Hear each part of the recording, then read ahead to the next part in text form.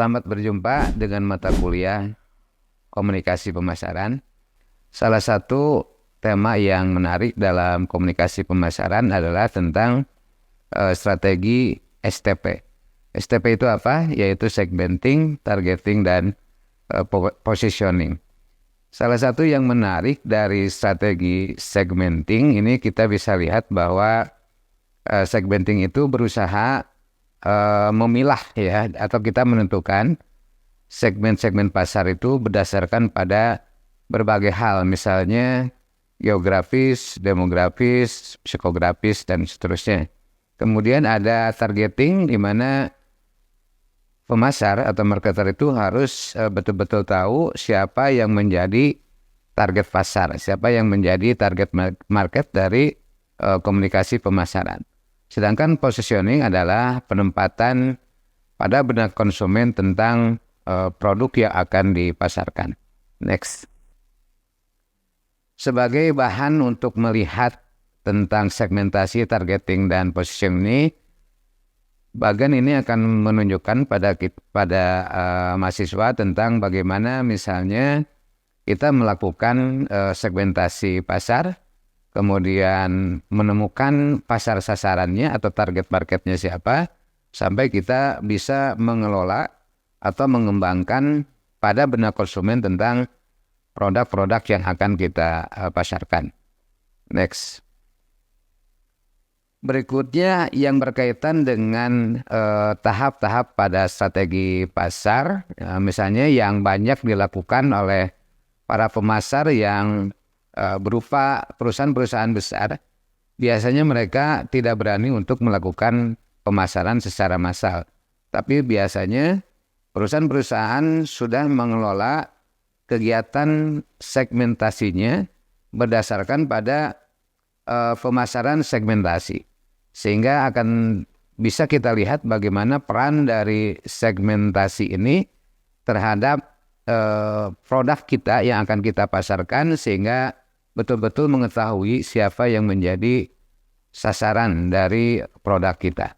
Langkah-langkah STP ini atau segmenting, targeting, positioning ini bisa dilihat bagaimana tahap yang paling pertama dan utama adalah kita harus bisa melihat bagaimana segmentasi dengan melakukan identifikasi terhadap segmentasi pasar ini. Ya, misalnya mensegmen berdasarkan pada tadi demografi, psikografi, dan geografi.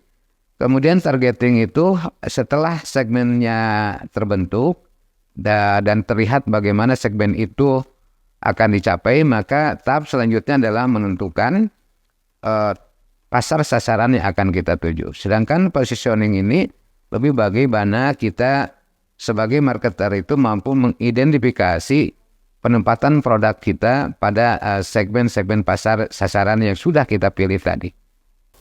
Segmentasi terlihat dari beberapa syarat yang terpenuhi. Ya, segmentasi itu harusnya merupakan sebuah strategi yang dilakukan oleh marketer dengan memperhatikan tentang keterukuran. Ya, jadi memang tujuan dari segmentasi itu adalah measurable, artinya bahwa segmen yang akan kita sasar itu harus sudah ditentukan, apakah geografis atau psikografis atau demografis. Kemudian sebuah syarat dari segmentasi ini juga harus terukur dan berkelanjutan, sehingga akan diperoleh bagaimana data-data tentang pasar ini akan diketahui lebih lanjut.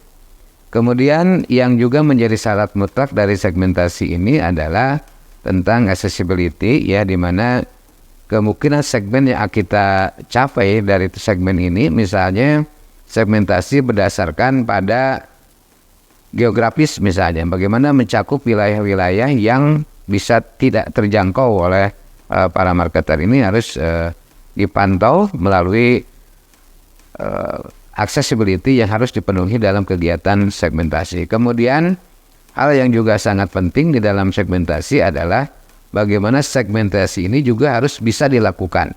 Artinya selain terukur juga harus bisa dilaksanakan tanpa mengalami berbagai hambatan. Beberapa hal yang bisa dilakukan dalam tahap segmentasi adalah misalnya yang sering dilakukan oleh para marketer di perusahaan-perusahaan yang besar adalah dengan melakukan wawancara informal atau juga dengan FGD ya, focus group discussion. Nah, ini bisa melihat lebih dalam, lebih jauh tentang siapa sebenarnya yang menjadi segmen sasaran kita. Hal ini akan juga mempengaruhi bagaimana keterkaitan antara produk dengan segmen yang dituju. Artinya harus ada relevansi antara produk yang akan kita pasarkan itu dengan segmen yang akan kita tuju. Berikutnya di dalam strategi STP ini yang menjadi juga sangat penting untuk kita pahami adalah tentang targeting. Targeting ini adalah sebuah upaya untuk mengetahui siapa sebenarnya yang menjadi target pasar kita. Beberapa kriteria yang bisa dipenuhi oleh proses targeting ini adalah kita harus tahu kriteria, misalnya tentang ukuran dari segmen, serta bagaimana melihat potensi pertumbuhan mereka.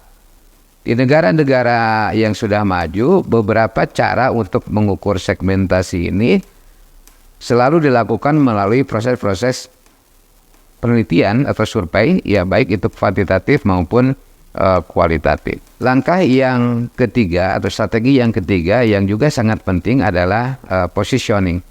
Positioning ini adalah bagaimana membangun citra atau bagaimana menempatkan produk di benak konsumen.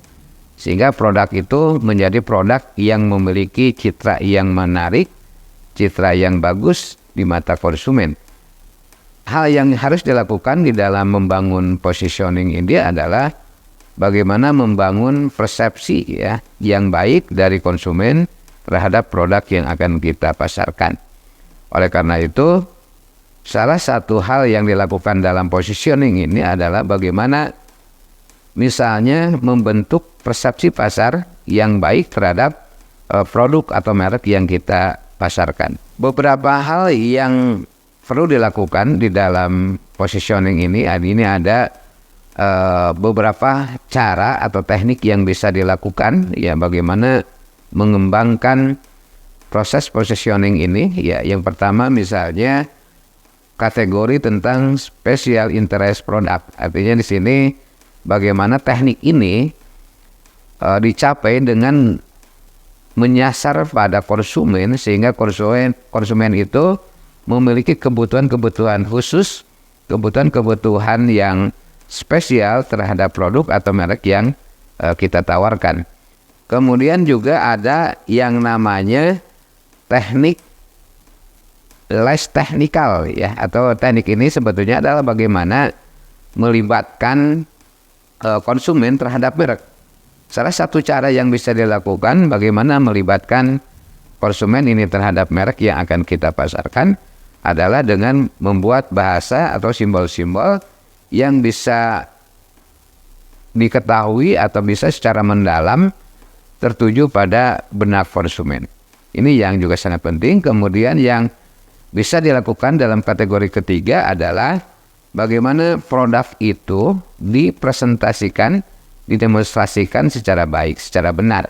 Ya, misalnya bagaimana merek atau produk itu harus bisa membangkitkan speak for themselves. Ya, artinya bahwa produk itu betul-betul ada di dalam hati konsumen. Caranya seperti apa? Nah, ini perlu strategi khusus yang dibangun untuk membangun positioning tadi. Berikutnya yang sangat penting di dalam positioning adalah repositioning. Ini juga bisa dilakukan ketika produk atau merek itu mengalami penurunan persepsi yang baik atau mengalami penurunan pada citra sehingga perlu dilakukan upaya atau strategi repositioning. Membangun kembali posisi produk di benak konsumen ini bukan hal yang mudah karena konsumen sudah terbentuk citranya terhadap produk atau merek yang sudah dipasarkan.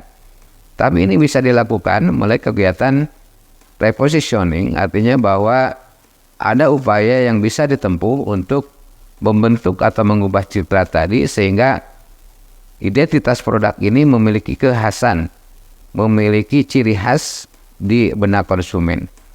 Kegiatan-kegiatan di dalam komunikasi pemasaran misalnya bisa dilakukan untuk membangun repositioning ini. Misalnya bagaimana membuat simbol, bagaimana membuat tagline yang menarik, yang berbeda sehingga mudah diingat, kemudian terpatri di dalam benak konsumen. Kemudian juga ada depositioning, ya salah satu cara juga atau strategi bagaimana misalnya ini adalah untuk membangun jalinan dengan kompetitor. Ya, artinya bahwa seorang marketer itu harus tahu betul bahwa kompetitor itu memiliki produk yang sama. Sehingga kita harus mencari positioning yang berbeda dengan produk-produk yang sejenis ya dari kompetitor. Sehingga perlu mengubah citra produk yang ada di benak konsumen. Beberapa pendekatan-pendekatan di dalam positioning ya, misalnya positioning berdasarkan atribut atau ciri atau manfaat dari bagi pelanggan dari produk tersebut ya. Misalnya berkaitan dengan kepentingan konsumen terhadap produk tersebut, keunikan, kemudian produk itu memiliki superioritas, kemudian communicability ya, kemudian hal-hal yang juga mudah dijangkau, kemudian juga menguntungkan. Ini yang harus dilakukan dalam strategi positioning. Karena banyak produk itu dengan kompetitor yang begitu banyak harus melakukan positioning. Misalnya tadi yang paling penting adalah membangun keunikan dari produk kita. Kemudian positioning juga bisa dibangun berdasarkan pada harga dan kualitas. Nah ini belum tentu bahwa produk-produk yang selama ini dipersepsikan sebagai produk yang mahal itu kualitasnya bagus. Tapi para marketer, orang-orang komunikasi pemasaran bisa membangun bagaimana harga yang murah tapi memiliki kualitas yang bagus. Berikutnya yang juga penting adalah kita melakukan strategi positioning ini berdasarkan pada aspek penggunaan dari produk. Nah, nilai-nilai yang harus ditentukan di dalam positioning ini adalah bagaimana produk kita memiliki keunggulan dari aspek penggunaannya. Misalnya lebih mudah, ya, lebih cepat dilakukan dan sangat efektif untuk dilakukan. Kemudian positioning berdasarkan pada pemakai produk. Nah, status atau citra konsumen itu sebetulnya bisa juga dibangun melalui produk atau merek yang kita pasarkan. Merek-merek yang bisa membangun tentang citra diri dari konsumen, kebanyakan ini dilakukan melalui strategi positioning. Misalnya ketika kita merasa nyaman, ketika kita merasa bahwa status sosial tertentu misalnya lebih tinggi ketika kita menggunakan produk tertentu. Positioning berikutnya yang juga sangat penting adalah strategi bagaimana kita membagi kelas-kelas produk tertentu. Artinya produk yang sama atau merek yang sama dengan menghasilkan manfaat yang sama, kita bisa menyasar pada kelas-kelas konsumen yang berbeda. Beberapa produk yang bisa membangun positioning ini misalnya untuk beberapa produk yang bisa menyasar pada segmen atau target pasar yang berkelas misalnya. Bahwa produk ini menunjukkan kelas tertentu. Nah ini adalah positioning berdasarkan kelas produk tertentu. Kemudian positioning berdasarkan pada pesaing atau kompetitor. Nah, mempelajari positioning ini atau memahami positioning ini sebagai sebuah cara menyimpan produk kita atau merek kita di benak konsumen ini harus memperhatikan para pesaing. Apa yang para pesaing bangun melalui citra-citra positioning ini kita harus memiliki perbedaan. Selama ini tugas kita yang paling penting adalah strategi positioning dengan memahami apa yang pesaing lakukan berkaitan dengan bagaimana mereka membangun citra merek mereka. Kemudian yang terakhir adalah positioning berdasarkan pada manfaat produk. Nah ini juga sangat penting karena konsumen selama ini sangat jeli terhadap produk-produk atau merek tertentu, sehingga kegunaan atau manfaat yang besar dari produk ini harus dibangun melalui proses positioning. Demikian paparan tentang STP atau segmenting, targeting, dan positioning. Semoga bermanfaat.